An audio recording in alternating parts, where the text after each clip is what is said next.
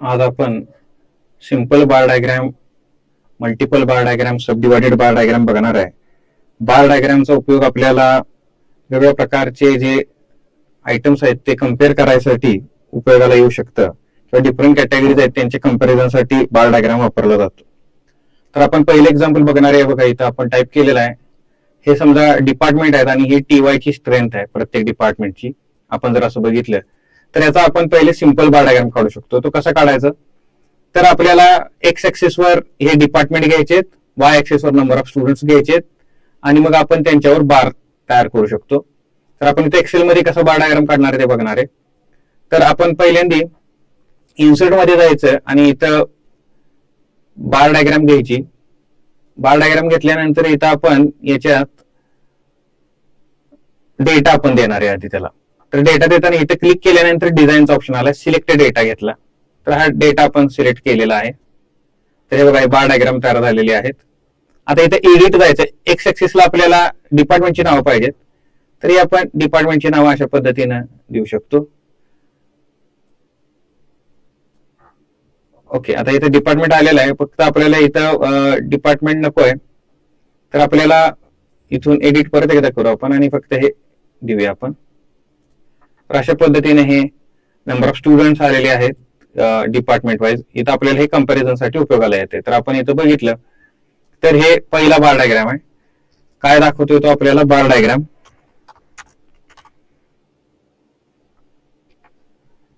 की distribution of students according to the department. तर कशा पद्धतीने होते आपल्याला इथे कम्पेअर करता येते. तर इथं आपल्याला लगेच लक्षात येईल की बाबा केमिस्ट्री डिपार्टमेंटला जास्त मुलं आहेत, त्यानंतर वेगळ्या डिपार्टमेंटला कमी आहेत.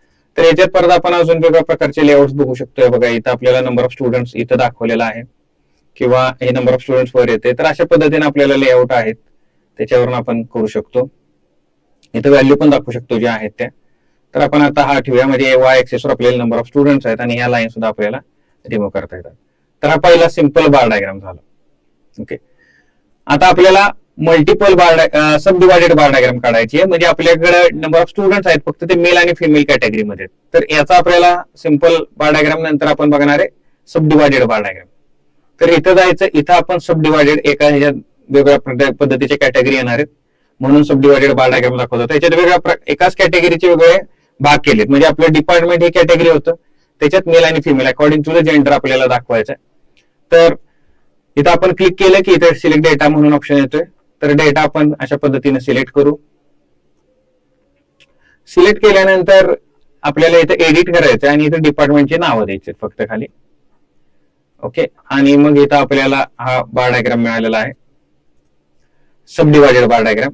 आता याच्यात आपण बघितलं तर इथे तुम्हाला ते दाखवते की मेल आणि फिमेलचं प्रमाण किती टक्के आहे, काय आहे, अशा पद्धतीचं हे दाखवतंय. तर हा काय सब divided bar diagram, sub divided bar diagram. तर हे अशा पद्धतीचं सब डिवायडेड बार डायग्राम आहे आपल्याकडे.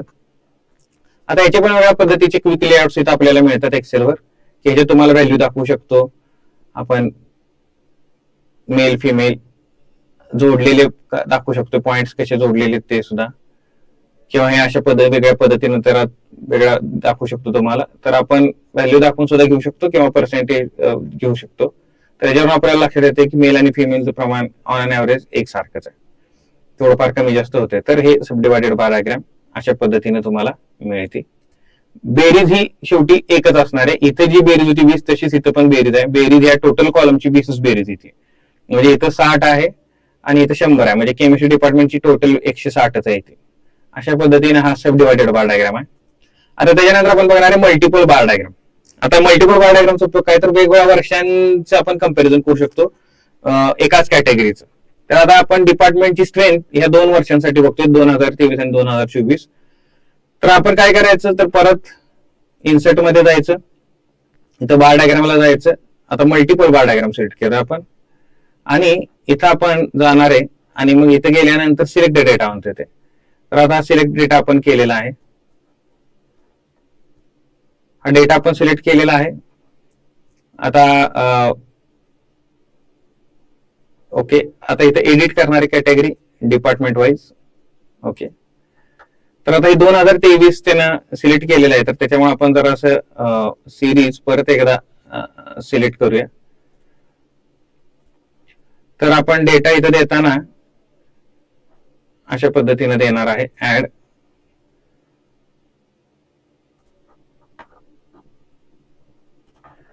तर ही रेंज एवढीच देऊया आपण इथं. ओके. आणि इथं सिरीज 1चं नेम आहे, तर सिरीज 1चं एडिट करू शकतो आपण, नाव त्याला देऊ शकतो 2023. ओके.